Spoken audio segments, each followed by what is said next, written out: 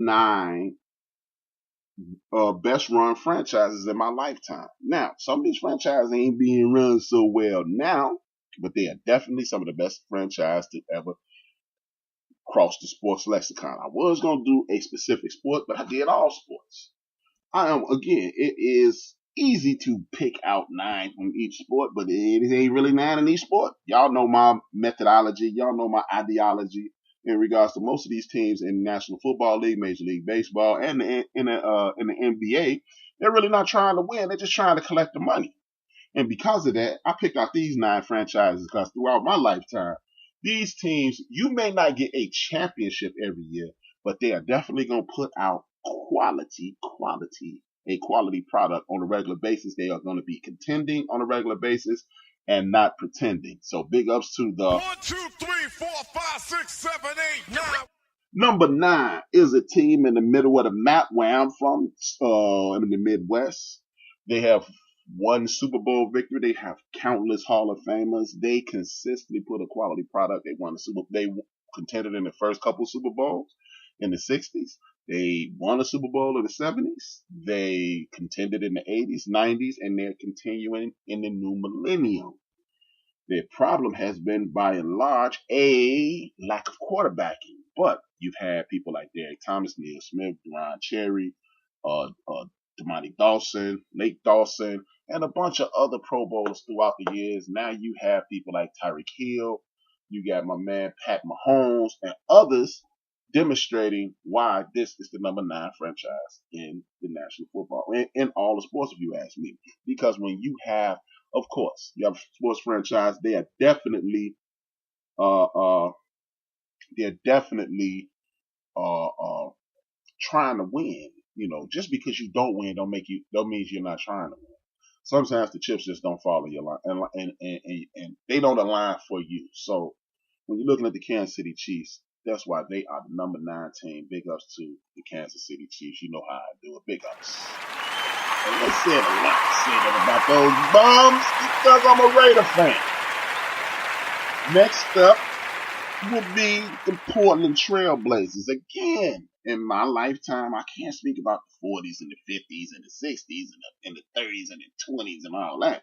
But the Portland Trail Blazers ain't been around that long. But when I look at the Portland Trail Blazers, I look at the 70s. They had Bill Walton, they won a championship. They consistently put out quality product. Then in the 70s, they picked up Jim Paxson, Clyde Drexler, Kiki Vandeweghe, and others, and they were contending. At the end of that decade, they added other pieces like Terry Porter, Illinois' own Kevin Duckworth, Cliff Robinson, and others, and they contended in the late 80s, early 90s. Late 90s, early 2000s, you got Rasheed Wallace and that crew, and Steve Smith and Scottie Pippen and others, and they walked into the millennial contending. They've had some bad breaks along the way with like Sam Bowie busting up his leg. And then you had other people who have been injured, like Roy, and then you had my man out of Ohio State. I can't think of his name right now, but it's just been a lot of bad luck. So when you have a lot of bad luck like that, you are doing something right. It's just, hey, who's gonna predict that my man Roy is gonna blow out his knee? Who's gonna predict things like that? Who's gonna say Sam Bowie was gonna get healthy right after he leaves your franchise? No one can predict those things. So when you can't predict those kinds of things, Greg Oden, shout out to Joe, man. That's why he's one of the original Benchwarmers. Greg Oden, who knew he was going to bust up himself the way he did? So when you have those types of things and you're still contending with LaMarcus Aldridge, Dame Lillard, CJ McCullough, they consistently put out a quality product. That's why they got a number 8 franchise on my list. Big ups to them, man. Much love to the Trailblazers. Now, the next team on my list is all these teams from this point going forward. You know what? I'm going to redo my list. I've never done that before. I'm going to redo my list. I'm going to go with the Boston Red Sox. The reason I'm going to go with the Boston Red Sox right here, the Boston Red Sox was a little higher than this. And even though it's not unfair to switch this up at the last minute, but I am going to do it because I just looked at something. Now, again, when I look at this, The reason I'm swapping the Boston Red Sox and the New York Giants is this. The New York Giants have more championships than them. But the Boston Red Sox, throughout my entire lifetime, they have been in contention. They had one of the greatest games in MLB history in the middle of the 70s. Who called it this, waving a home run in. And in the 80s, they lost with the Bill Buckner play. In the 90s, they lost because Roger Clemens couldn't get it done. The 2000s, they were contended. They couldn't beat the Yankees. Then as of late, they beat the Yankees and then they won 3 championships. That is what I'm talking about. That is the model of consistency that I speak of, because when your teams are consistently winning, of course, there'll be ebbs and flows. You will not win every year all the time. It is impossible to say, hey, we win every year. No, you don't. We contend every year. No, you don't. Even though they came up with that nonsensical term, the evil empire, for the Yankees, and the Yankees are spending $200 million. They spend $180. That's foolish. But again, this is why I tell people, stop watching the TV. Stop listening to the TV and start watching it and tune in to HRap Radio, because a lot of people fell for that banana in the tailpipe. A lot of people fell for that banana in the tailpipe. So when you say, oh man, they're the evil empire, they're buying championships, and your payroll is only $20 less than theirs, you buying yours as well. So Manny Ramirez, Big Papi, they were not developed by the Boston Red Sox.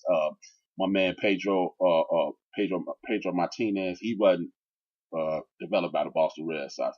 The pitchers that they had when they won these last few World Series were not developed by the Boston Red Sox. They bought those guys, and they paid those guys to play for them. They paid those guys big money to come to Boston. So when you call the Yankees the evil empire, and you're doing the same thing, I'm gonna have to slap you down. And just for that, and I don't like nothing Boston, so I'm gonna have to go ahead and tell the Boston Red Sox stuff. Sit your ass down. Sit your ass down. But I'm also gonna give them a big ups for consistently contending. So for consistently contending, Ellis Burks, Jim Fry, the man Nomar Garcia Parra, and so forth and so on. They have consistently won. I got to give it up to them, man. Big ups to the Boston Red Sox. I don't like them, but I got to give them their P's. Now, with that being said, let me move on to another topic. Let me finish that Lance Armstrong topic, man. Lance Armstrong is the biggest cheat in the history of the world. This dude has literally cheated America. You know, you had America giving money to the Cancer Society and paying money to your organization. Now, those organizations do wonderful work in regards to prevention and education in regards to cancer, but still, if this dude was Tyrone Jackson, it'd be a fucking problem. Ain't nobody trying to hit it. So I'm good, as I do with Robert Kraft, as I'm going to continue to do with him until I see multiple stories about Lance Armstrong being the biggest cheat in the world, the biggest liar in the world. Because look, Barry Bonds, Sammy Sosa, they are the face of steroids. Alex Rodriguez is the face of steroids. You can't say their names without saying steroids. Even though Alex Rodriguez admitted to it, Sammy and Barry have never copped out to it. They're getting their ultimate goal taken from them, which would be the Major League Baseball Hall of Fame, because they are alleged PED users. Hey, it can look like what it want to look like, but we don't have no proof. So until we get proof, and we'll never get it, I ain't trying to hear. Anytime you always hear about Barry Bonds is not a good person, he's an evil guy, he ain't this and he ain't that. But Barry Bonds had a friend sit 18 months in jail to defend him. Bruh, I got a lot of friends listen to the show. Thank you for listening. A lot of listeners listen to the show. Thank you for listening. I got family listen to the show. There ain't no way in hell I'm sitting in jail for 18 months for none of you. But if you give me a couple $1 million, maybe. But I ain't sitting in jail.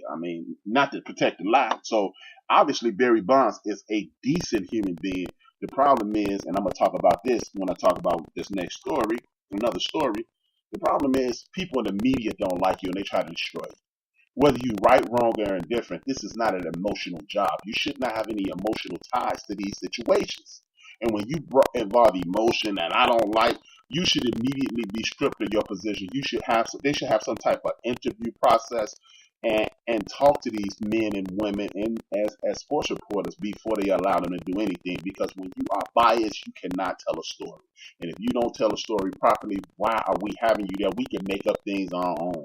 So, hey, as I stated about Robert Kraft, the alleged human trafficker, and this big ass cheat Lance Armstrong, I'm not going to let you sleep. I'm not going to let you live. And every time I hear somebody say something about either one of them, I'm going to bring those dudes up.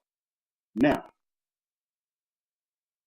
I'm going to talk about this. Remember, one of my monikers is it's about the bag.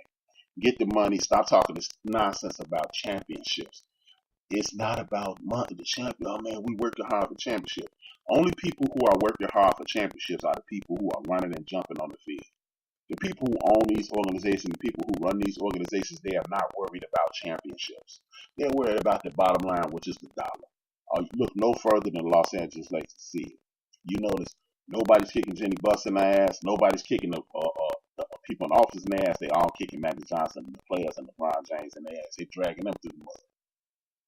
Even though this story has nothing to do with either one of those, the reason I said that is it is this university, St. Thomas University of Minnesota. They got kicked out of the Division II program. They got kicked out of their Division II division because they dominate the nation. Well, they dominate that division in sports. They win in hockey, they win in baseball, they win in football, they win in basketball, and their conference said, listen to this, you are investing too much money into winning, so we are going to kick you out and we're not going to let you compete anymore. Again, another story that shows you that it's not about winning. See, the thing is, this institution is investing like hell, getting all the best, whatever players that are in that area to come to that institution, and they're getting facilities built, and they're making money hand over fist.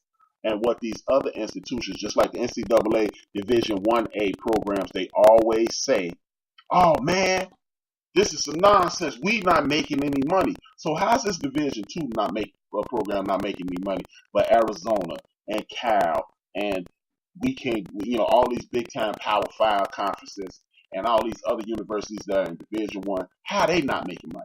See, these dudes ain't got no TV contract. Ain't got no, damn it.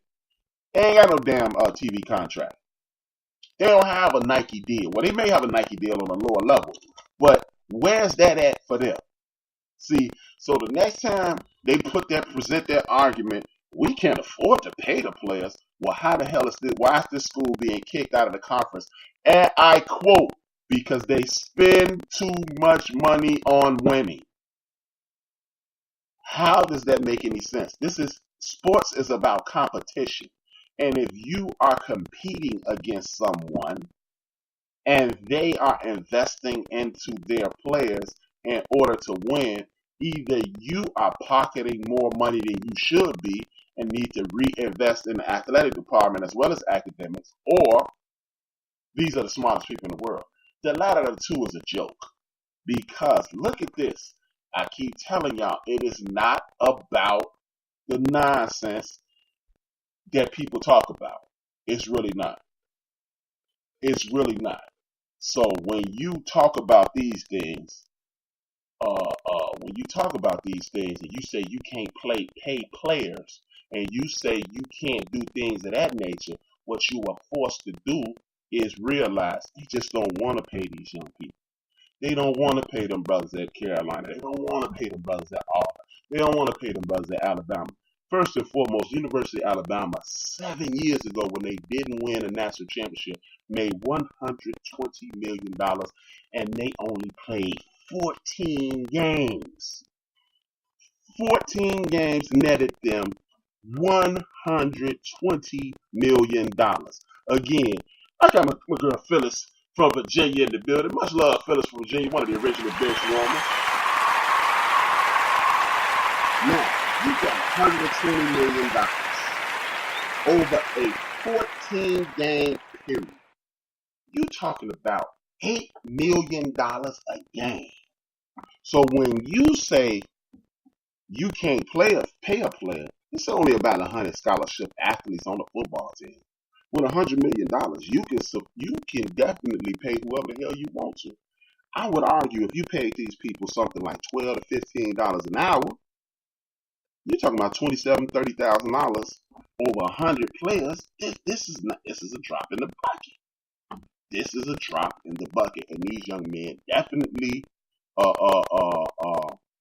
deserve it. They definitely need it. So why, if this institution in Minnesota